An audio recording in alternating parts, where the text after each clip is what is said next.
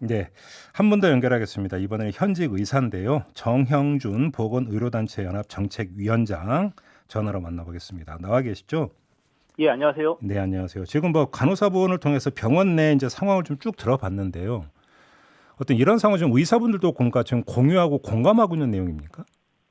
그러니까 이제 뭐 저 같은 사람은 사실은 뭐 중환자 진료를 주로 하는 일이 아니고 저 재활의학과 전문이다 보니까 예, 이거를 뭐 들어서 알고 있는데 예, 일반엔 그냥 일반 외래 진료를 한다든지 아니면 다른 어떤 종별 진료를 하게 되면 사실은 이런 사실들을 잘 모르는 경우가 많습니다. 아, 그래요.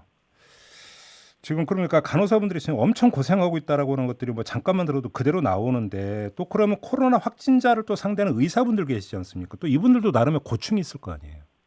예, 맞습니다. 뭐 코로나 확진자들 처음에 뭐 검사하는 분들, 네. 그다음에 이제 이분들 특히나 치료하는 사람들은 음. 비슷한 수준의 어떤 고통을 받고 있다고 말씀드릴 수 있는데요. 네.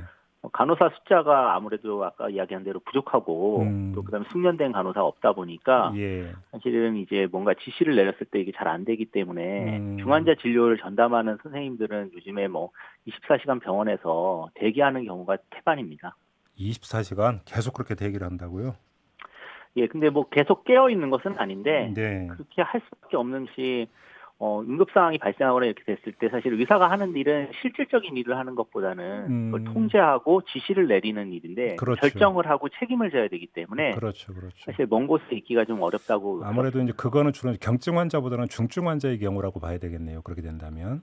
예, 그리고 경증 환자는 이제 그나마 대구 경북 지역에서 이제 대규모 확진자가 발생한 다음 네. 저희가 이제 분류 체계에 대한 어떤 논의가 있었고 그래서 예. 그 당시 이제 생활치료센터 등 이야기가 나오지 않았습니까? 그래서 예, 예. 지금도 뭐 이제 뭐 연수원이나 이런 것들을 쓰고 있는데 그곳은 이제 뭐 전화로 주로 이렇게 이야기를 하고 하기 때문에 네. 아주 그런 육체적으로 고강도의 어떤 그 업무 로딩이 걸리는 것은 아닌 걸로 알고 있습니다.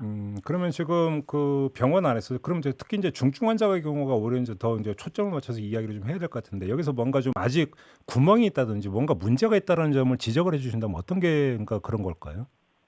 첫 번째로 이제 저희가 코로나 환자 전반적으로 뭐 통계적으로 봤을 때 한 5% 정도가 중환자실에 입원해서 아주 집중 치료를 받아야 되는 걸로 지금 되어 있는데요. 예. 그렇게 할 수 있는 지금 병실이 뭐 앞부분 다 이야기했지만은 지금 많이 차서 없는 상황입니다. 그러니까 병실 확보가 지금 돼야 되는 상황이고요. 네네. 두 번째는 이제 뭐 병실이 있다고 하더라도 여기서 일할 수 있는 어떤 환경이 필요한데 앞서서 이야기한 그 간호사 부분이 저는 더 중요하다고 보는데 네. 중환자 진료가 가능한 의사는 사실은 뭐 대학병원이나 아니면 그런 이제 중환자실이 있는 곳에서는 존재하지만 예. 간호사는 갑자기 늘릴 수가 없거든요. 많은 수가 필요하고 예. 그러다 보니까는 예. 한 사람이 훨씬 더 많은 일을 하게 되니까 제대로 이제 치료를 못 하게 되는 그런 경우가 생기고 그렇죠. 끝으로는 이제 뭐 저희 컨트롤 타워 문제가 또 있겠죠. 뭐 환자 지금 분류하고 어느 곳으로 보내고 그다음 병상을 어떻게 확보하고 이런 부분들이 유기적으로 잘 안 되고 있는 것 같고 환자 분류 정도만 최근에 그나마 국립중앙의료원에 네. 20명 정도의 이렇게 그 요원들 배치를 해가지고 지금 사무실을 개소한 걸로 알고 있고 네. 병상을 전체로 지금 어떻게 수용해가지고 배분할지 이 부분은 지자체랑 지금 민간병원 그다음 뭐 보건복지부, 교육부 등등 다 모여가지고 이야기를 하고 있는데 예. 유기적으로 잘 작동이 안 되고 있는 것 같습니다. 지금 치료 대응에도 좀 문제가 있다는 지적이 나온다고 하던데 이건 무슨 이야기예요? 그 치료 대응 같은 경우는 저희가 이제 대구 경북에서 많은 환자들을 한번 진료해 본 적이 있지 않습니까? 근데 예, 그 예. 당시에 사실은 이제 잘 하지 못했다라고 하는 이제 지적들이 많고 대표적으로 당시 중환자 사망자의 한 70%가 인공호흡기를 쓰지 못했다고 하는 지금 통계적인 조사가 나오고 있습니다. 이건 매우 심각한 문제고요. 그 그래요? 외에도 당시에 음. 그 뭐 지금 청취자분들이나 뭐 이렇게 들으면 잘 모르시는 기계지만 에크모라고 해서 네, 이름은 들어봤어요. 예. 예, 그 외부에서 이렇게 순환시키는 기계입니다. 그리고 또 투석을 해야 될 수도 있는데 외부 투석기라고 해서 CRRT 같은 이런 장비들이 있는데 네. 장비들이 없어가지고 그것들이 이제 잘 중앙에서 배분이 안 되다 보니까 개인이 이제 아름아름 알아서 아는 병원이나 아는 선생님한테 전화해서 가지고 왔다고 하는 내용들이 지금 다들 정리가 되어 있는데 이 부분이 지금도 다시 재현될 가능성이 있다는 것이죠. 잠깐만요. 잠깐만 예. 여기서 그러면 지금 이 코로나 사태가 지금 2월부터라고 한다면 지금 뭐 반년 넘게 계속 지속이 되고 있는 거잖아요. 그러면 초기에는 그런 의료 장비 부족이 나왔다 하더라도 그러니까 다시 어디선가 수입을 해온다든지 공급이 전혀 안 됐던 겁니까? 아직까지? 그러니까 이제 중요한 부분은 두 가지라고 봅니다. 이제 공급 부분도 있을 수 있지만 네. 배치 부분이 저는 더 중요하다고 생각하는데요. 예. 예, 이게 항상 그 기계를 사용하고 있는 것은 아닐 수 있기 때문에. 그렇죠. 근데 이제 이렇게 하려면은 이제 민간 부분에 가지고 있는 장비들을 어떻게 수용하거나 차출할 수 있는 시스템이 필요합니다. 근데 예. 당시에 이제 대구 경북 때는 다들 아시다시피 너무 긴박하게 저희가 그런 일을 당했기 때문에 예, 그게 예. 잘 안 됐다라고 하는 점을 좀 인정을 하더라도 예. 그 이후에 4개월 동안 이런 주장들을 많이 했었는데 사실 아직까지도 그 시스템을 안 갖춰놓고 아니 좀 아직도 안 되고 있다고요? 그러면 그게? 예, 아직도 잘 안 되고 있고 특히나 컨트롤 타워 부분은 앞서 말씀드린 대로 지금 배분하는 게 겨우 최근에 이제 환자가 늘어나면서 국립중앙의료원에 20명 정도 사람들하고 같이 지금 사무실을 열었을 정도니까요. 네네. 그 전에 저희가 이런 전반적인 어떤 병상이나 장비나 인력을 어떻게 배분하고 배치할지에 대해서 논의를 했어야 되는데 예. 저희는 이제 시민사회 단체나 아니면은 주요 전문가들은 다 주장을 했습니다. 근데 그동안 이제 국민들께서 다 기억하시겠지만 저희가 방역 성공을 했기 때문에 네. 또 한동안 좀 약간 안이하게 지나간 것이고요. 그래요?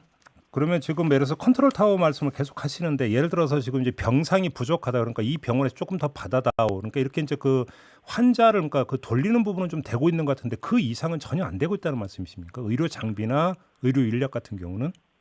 그러니까 첫 번째로 의료 인력은 각 병원에서 다른 환자를 지금 다들 보고 계시지 않습니까? 예. 뭐 저도 제 환자가 있는 것이고 예. 그렇기 때문에 미리 사전에 그 사람이 보는 환자들을 다른 사람한테 보내고 아니면 다른 의사나 다른 간호사가 보게 만들면서 그 인력을 쉬게 하면서 대기를 시켜야 되는데 네. 그렇게 할 수 있는 시스템은 지금 없습니다. 특히나 공공병원 같은 경우는 지금 병상을 비워놓고 인력을 지금 약간 대기 상태로 놔두는 경우가 있지만 예.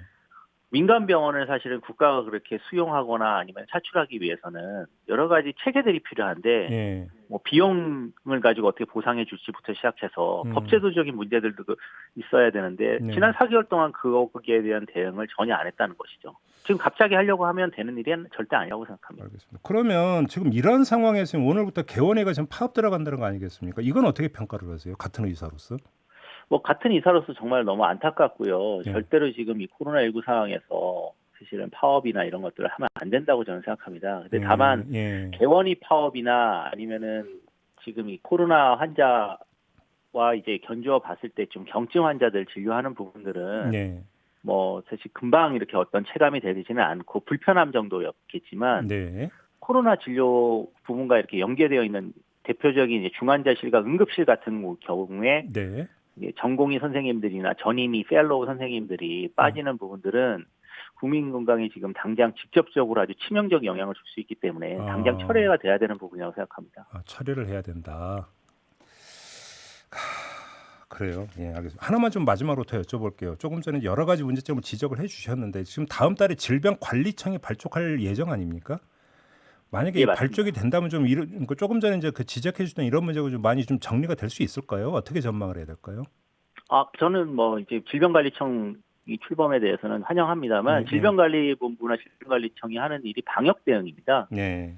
질병관리청이 지금 뭐 전체 병상을 조절한다든지 아니면은 숙련 의료 인력들을 가지고 관리 감독하거나 교육할 수 있는 시스템을 가져가기에는 그 체계 자체가 방역에 맞춰져 있기 때문에 예. 저희는 이제 치료 대응을 할 수 있는 기구가 필요한데 대부분의 외국은 공공병원이 50%가 넘고 예. 그 공공병원을 전체로 이렇게 통제하는 보건부나 아니면은 이제 병원을 통제하는 보건성 같은 데가 있다면 예. 한국은 사실은 공공병원이 워낙 적다 보니까 그동안 뭐 교육부에서 국립대병원 관리하고 복지부에서 뭐 국립중앙의료원 관리하고 뭐 적십자병원 이런 것은 뭐 적십자 사 이런 데서 관리하는 식으로 다 분리가 돼 있습니다. 예. 이거를 지금은 통합을 해가지고 관리할 수 있는 진짜 공공의료청, 공공보건의료청 이런 게 저희는 필요하다고 생각하고요. 예. 정부가 이번에 이제 제2차관 이야기도 하면서 이제 보건부 차관을 들였는데 차관이 실제로 움직일 수 있는 병원들이 많이 있어야 될 거라고 생각하기 때문에 이 부분에 대한 대안은 다시 또 논의를 해서 빨리 추진해야 될 거라고 봅니다. 알겠습니다. 우리가 참 풀어야 되는 숙제가 한두 가지가 아니네요. 일단 이 점만 확인하면서 오늘 인터뷰 마무리하겠습니다. 고맙습니다. 예, 감사합니다. 네, 지금까지 현직 의사죠. 정형준 보건의료단체연합 정책위원장과 함께했습니다.